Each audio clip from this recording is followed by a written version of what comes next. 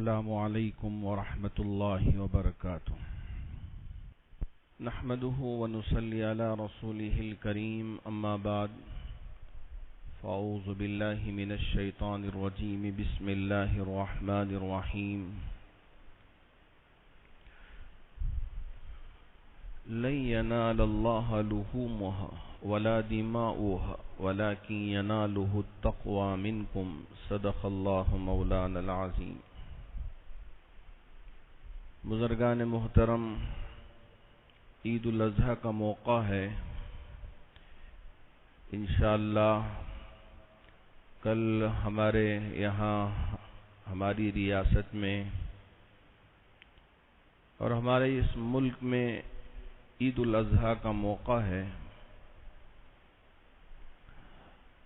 اللہ کے رسول علیہ الصلاۃ والسلام سے پوچھا گیا کہ عید کے اس موقع پر مسلمان قربانیاں کرتے ہیں اور جانور کو اللہ کی راہ میں ذبح کرتے ہیں، اس کی کیا حقیقت ہے؟ حضرت زید ابن ارقم اس حدیث کے راوی ہیں۔ وہ فرماتے ہیں کہ حضرات صحابہ نے پوچھا ما هذه الاضاحی یا رسول اللہ، اے اللہ کے رسول علیہ الصلاۃ والسلام یہ قربانیاں کیا ہیں؟ آپ علیہ الصلاۃ والسلام نے ارشاد فرمایا سنت ابیکم ابراہیم، یہ تمہارے جد امجد حضرت ابراہیم علیہ الصلاۃ والسلام کی سنت ہے۔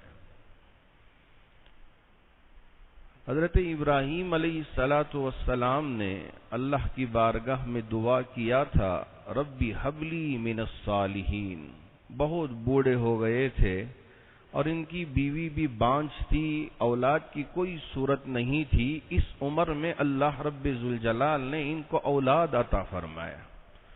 فبشرناہ بغلام حلیم فلما بلغ معه السعی قال یا بنی انی ارا فی المنام انی اذبحک فانظر ماذا تری قال یا ابت افعل ما تؤمر ستجدنی انشاء اللہ من الصابرین۔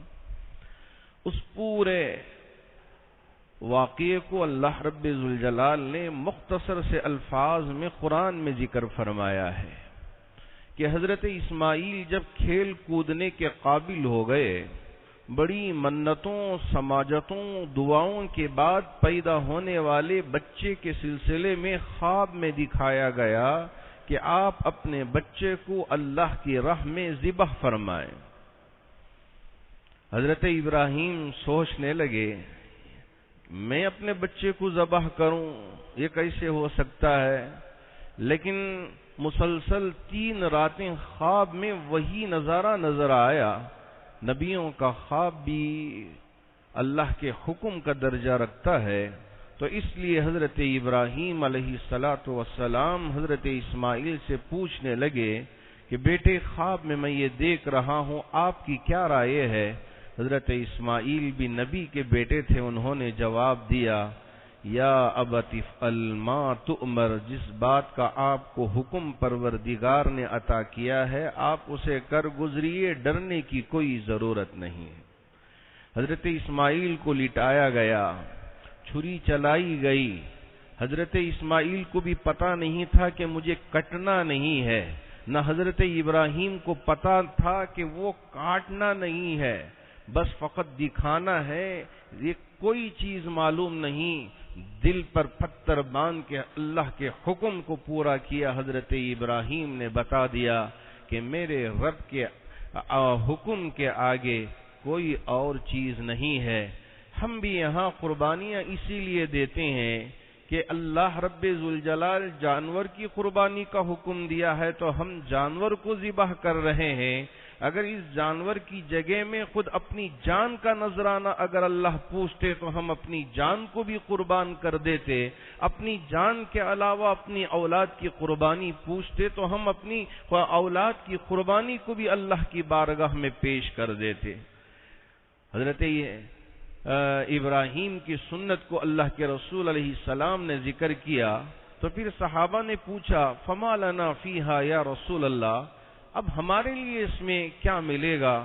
اللہ کے رسول علیہ الصلاۃ والسلام نے فرمایا بِكُلِّ شَعْرَةٍ حَسَنَةٌ، ہر بال کے بدلے میں، جس جانور کو اللہ کے راہ میں ہم ذبح کرتے ہیں اس جانور کے ہر بال کے بدلے میں ایک ایک نیکی لکھی جائے گی۔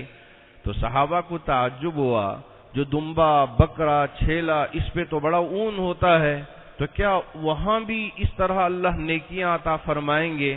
فالصوف یا رسول اللہ، اے اللہ کے رسول علیہ السلام، کیا صوف میں بھی ہر بال کے بدلے میں ایک ایک نیکی لکھی جائے گی؟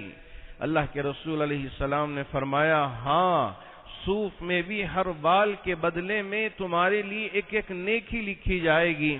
آپ علیہ الصلاۃ والسلام نے فرمایا قربانی جب تم دیتے ہو تو پوری خوش دلی کے ساتھ دینا، اللہ کو راضی کرنے کے لیے دینا، کوئی اور مقصد نہیں، ریاکاری نہیں، نام و نمود نہیں، دکھلاوا نہیں، میرا رب میرے اس عمل سے راضی ہو جائے، میرا رب میرے اس عمل سے خوش ہو جائے۔ مسلمان اس جذبے سے قربانی دینا چاہیے، یہ نہیں کہ میں بڑا سہوکار ہوں، بڑا مالدار ہوں، بڑا ہی ارب پتی، کھرب پتی، لکھ پتی، کیا کیا ہوں، اب دیکھو کہ میں کیسے جانور ذبح کرتا ہوں۔ نہیں، اس مقصد کے لیے نہیں کہ میرا رب راضی ہو جائے، فقط اور فقط اس مقصد کے لیے ہم قربانی کے اس عمل کو انجام دیں۔ اللہ کے رسول علیہ الصلاۃ والسلام بھی جب تک حیات رہے مدینۃ المنورہ میں آپ نے بھی قربانی کے اس عمل کو انجام دیا۔ جی ہاں، آپ کے تشریف لے جانے کے بعد حضرت علی رضی اللہ تعالیٰ عنہ اللہ کے رسول علیہ الصلاۃ والسلام کی طرف سے ایک دمبا ذبح فرما دیتے، ایک خود کے طرف سے، ایک اللہ کے رسول علیہ الصلاۃ والسلام کی طرف سے۔ اب قربانی وہ احباب جو مالدار ہوں، صاحب نصاب ہوں، تو وہ احباب قربانی ان پر واجب ہے۔ غریب ہیں یا کوئی اتنی حیثیت نہیں ہے یا طاقت نہیں ہے تو ایسی صورت میں یا وسعت نہیں ہے تو قربانی دینے کی ضرورت نہیں ہے۔ بعض احباب سوچتے ہیں کہ میرے بارے میں لوگ کیا کہیں گے کہ ہم تو بڑے اچھے انداز میں رہتے ہیں، ہمارا اٹھنا بیٹھنا کھانا پینا تو بہت بڑا اچھا رہتا ہے، اب حالت پتلی ہو گئی ہے، اگر قربانی نہ کروں تو کیسے ہوگا، لوگ کیا کہیں گے، جا کے قرض لا کے ہم قربانی کر کے کیا بتانا چاہیں گے؟ قرض لینے کی ضرورت نہیں ہے، قرض لے کے قربانی کے اس عمل کو انجام دینے کی ضرورت نہیں ہے۔ اگر اللہ نے وسعت دی ہے تو قربانی کریں، اگر نہیں ہے تو بس رہ جائیں۔ اور ایسے بھی یہ وبا کا موقع ہے کہ ہم گوشت کو لے کے یہاں بھی پہنچا رہے ہیں، وہاں بھی پہنچا رہے ہیں۔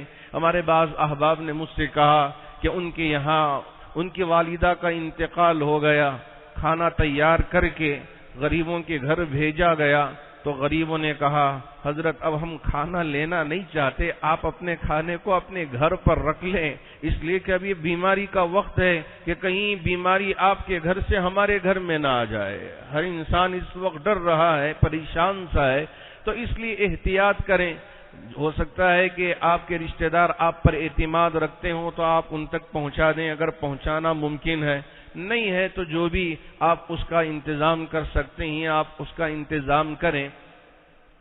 اللہ کے رسول علیہ الصلاۃ والسلام حجۃ الوداع کے موقع پہ ماشاءاللہ 100 اونٹوں کی قربانی فرمائی تھی۔ 63 سال آپ کی عمر تھی، آپ نے خود اپنے دست مبارک سے 60 پر 3 اونٹوں کا نہر فرمایا تھا۔ جب صحابی نے ذکر کیا حدیث میں، پڑھ کے آج بھی مجھے میرا ایمان تازہ ہو جاتا ہے۔ صحابی نے فرمایا کہ ہم دیکھ رہے تھے اپنی آنکھوں سے اونٹوں کو کہ ہر اونٹ دوسرے اونٹ پہ سبقت کر رہا تھا، کس وجہ سے کہ میں میرے نبی کے ہاتھوں سے قربان ہو جاؤں، ذبح ہو جاؤں۔ یا اللہ، کیا اونٹ میں بھی محبت تھی کہ میں قربان ہوں تو میرے نبی کے ہاتھوں سے قربان ہوں۔ یہ اللہ کے نبی سے محبت کا ہمارے سامنے نظرانہ تھا جو حضرات صحابہ نے ہمارے سامنے پیش فرمایا ہے۔ اگر ہم اپنے جانور کو ذبح کرتے ہیں تو اللہ رب ذوالجلال کو نہ تو گوشت مقصود ہے، نہ تو اس کا خون مقصود ہے، نہ کھر مقصود ہے۔ یہ جنت کی سواری ہوگی، یہ قربانی یعنی ہمارے لیے جنت پہ اپنے اوپر سوار کرا کے جنت میں لے کے جانے والی سواری ہوگی۔ اگر اللہ نے ہمارے لیے وسعت دی ہے تو پوری محبت کے ساتھ دیا کریں۔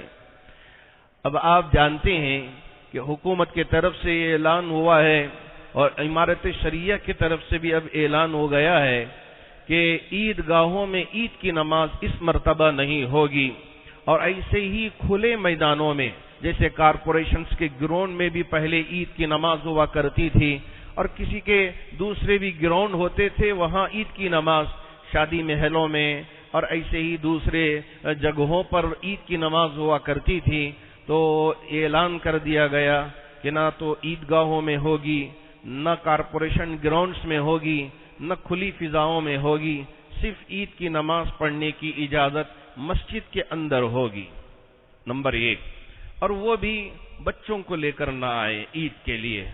ہاں، عید کا سما ہوتا ہے، عادت ہے ہماری کہ ہم عید گاہوں میں بچوں کو بھی لے کے آتے ہیں اور بزرگ بھی پہنچتے ہیں، سب احباب ہنسی خوشی سے عید مناتے ہیں۔ انشاءاللہ اگر اللہ نے ہماری زندگی کو وفا بخشا تو آنے والے سال میں پورے اہتمام کے ساتھ عید گاہوں میں آن بان شان کے ساتھ ادا کریں گے۔ اب اس وقت موقع نہیں ہے، تو جو بچے ہیں بچوں کو گھر پر ہی رکھیں، اور بزرگ احباب ہوں، عمر رسیدہ احباب ہوں، تو وہ احباب بھی اپنی عبادتیں، اپنی نمازیں گھر کے اندر ہی ادا کر لیں۔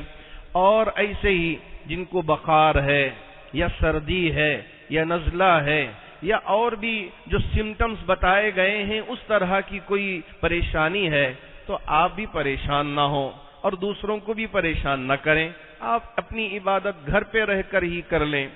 اب جن لوگوں کے لیے نماز پڑھنے کی اجازت دی گئی ہے وہ احباب مسجد میں آئیں، اپنا ٹیمپریچر چیک کروائیں، کوئی قباحت نہیں ہے، سینیٹائز کروائیں، اور اس کے بعد یہاں جو نشان لگائے گئے ہیں مسجد کے اندر اس کے حساب سے پہلے ہی بیٹھ جائیں اور مصافحہ نہ کریں، چونکہ یہ ہمارا طریقہ چلا آ رہا ہے کہ عید کے موقع پہ ہم بڑی محبت کے ساتھ مصافحہ بھی کرتے ہیں، گلے بھی لگتے ہیں، گلے لگے بغیر ہماری عید مکمل نہیں ہوتی، لیکن کیا کریں کہ وبا پھیل رہی ہے، تو اس وجہ سے ڈاکٹرز اور دوسرے احباب یہ بار بار کہہ رہے ہیں کہ ملاقات سے یہ بیماری ایک سے دوسرے تک پہنچ سکتی ہے۔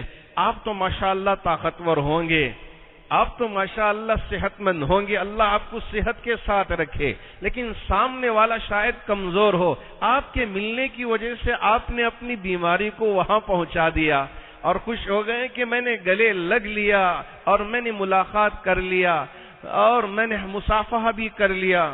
میں بڑے ہی ادب کے ساتھ احباب سے کہنا چاہوں گا کہ مصافحہ نہ کریں، معانقہ نہ کریں، اور قربانی کے وقت بھی اس بات کا خاص خیال رکھیں کہ گلیوں میں کھلے طور پہ دیکھنے والے دیکھیں، ہم کو کیا فرق پڑے گا، ہم کریں گے گلیوں میں، راستوں میں، چوراہوں میں، یہ ہماری عید کا موقع ہے۔ نہیں، آپ ذرا سنبھل کر کریں، چھپ چھپا کے اندر کر لیں، اس لیے کہ ذبح ہوتے ہوئے بچوں کے سامنے بھی نہ کریں اور غیروں کے سامنے بھی نہ کریں، ذرا احتیاط کے ساتھ قربانی اپنے اپنے مقام پر اگر کر سکتے ہوں تو اپنے مقام پر کر لیں۔ گھروں کے اندر آپ کے لیے سہولت ہے تو آپ گھروں کے اندر کر لیں، یا آپ کے کوئی ایسے مقامات ہیں جہاں آپ قربانی دے سکتے ہیں، اچھے پاکی صفائی کے ساتھ اور ساری سہولتوں کے ساتھ آپ وہاں قربانی دے لیں۔ اگر نہیں ہے تو سلاٹر ہاؤس میں ہی پہنچ کر آپ اپنے جانور کو ذبح کروائیں، اور اس بات کا بھی خیال رکھیں کہ پوری پاکی صفائی ہو، پاکی صفائی میں کوئی کمپرومائز نہیں ہونا چاہیے۔